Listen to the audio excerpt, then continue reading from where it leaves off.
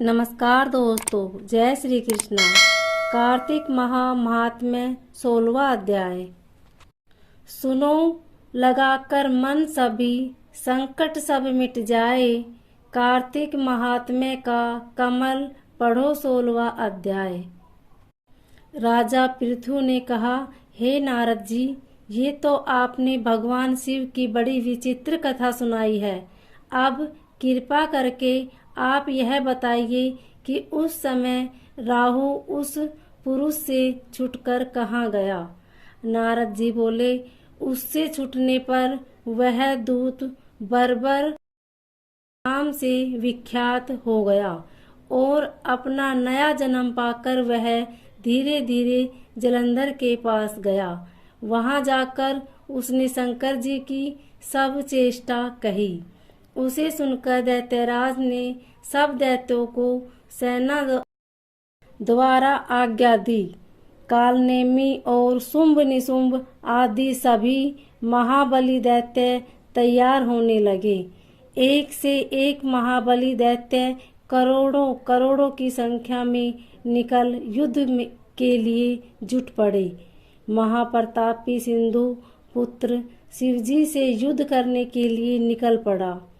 आकाश में मेघ छा गए और बहुत अपशकुन होने लगे। शुक्राचार्य और काटे सिर वाला राहु सामने आ गए। उसी समय जलंधर का मुकुट खिसक गया, परंतु वह नहीं रुका। उधर इंद्रादिक सब देवताओं ने कैलाश पर शिवजी के पास पहुंचकर सब वृत्तांत सुनाया और यह भी कहा कि आपने जलंधर से युद्ध करने के लिए भगवान विष्णु को भेजा था। वह उसके वंशवर्ती हो गए हैं और विष्णु जी लक्ष्मी सहित जलंधर के अधीन हो उनके घर में निवास करते हैं। अब देवताओं को भी वही रहना पड़ता है। अब वह बलि सागर पुत्र आपसे युद्ध करने आ रहा है। अतएव आप उसे मारकर हम सब की रक्षा कीजिए। यह सुनकर शंकर जी ने विष्णु जी को बुलाकर पूछा, हे ऋषिकेश, युद्ध में आपने जलंधर का संहार क्यों नहीं किया और वैकुंठ छोड़ आप उसके घर में कैसे चले गए। यह सुनकर विष्णु जी ने हाथ जोड़कर नम्रता पूर्वक भगवान शंकर से कहा, उसे आपका अंशी और लक्ष्मी का भ्राता होने के कारण ही मैंने नहीं मारा है। यह बड़ा वीर और देवताओं से अजय। इसी पर मुग्ध होकर मैं उसके घर में निवास करने लगा हूँ। विष्णु जी के इन वचनों को सुनकर शंकर जी हंस पड़े। उन्होंने कहा, हे विष्णु, आप यह क्या कहते हैं। मैं यह दैत्य जलंधर को अवश्य मारूंगा। अब आप सभी देवता जलंधर को मेरे द्वारा ही मारा गया जान अपने स्थान को जाइए। जब शंकर जी ने ऐसा कहा तो सब देवता संदेह रहित होकर अपने स्थान को चले गए। इसी समय पराक्रमी जलंधर अपनी विशाल सेना के साथ पर्वत के समीप आ कैलाश को घोर सिंहनाद करने लगा।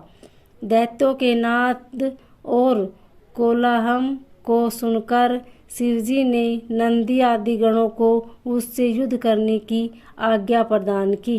कैलाश के समीप भीषण युद्ध होने लगा।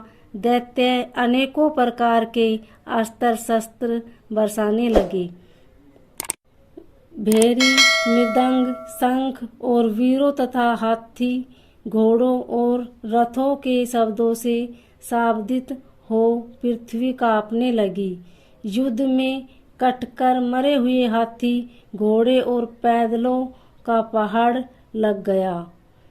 रक्त मांस का कीचड़ उत्पन्न हो गया। दैत्यों के आचार्य शुक्र जी अपनी मृत संजीवनी विद्या से सब दैत्यों को जिलाने लगे। यह देखकर शिवजी के गण व्याकुल हो गए और उनके पास जाकर सारा वृत्तांत सुनाया। उसे सुनकर भगवान रुद्र के क्रोध की सीमा न रही। फिर तो उस समय उनके मुख से एक बड़ी भयंकर कृत्या उत्पन्न हुई, जिसकी दोनों जांघाएं ताल वृक्ष के समान थी।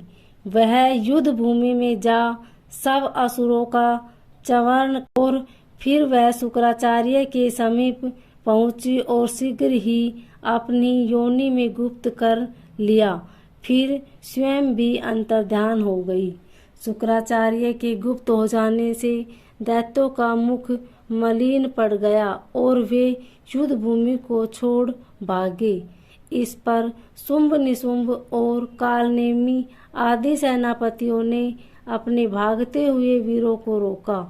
शिवजी के नंदी आदि गणों ने भी, जिसमें गणेश और स्वामी कार्तिकेय जी भी थे, दैत्यों से भीषण युद्ध करना आरंभ कर दिया। बोलिए श्री हरि विष्णु भगवान की जय।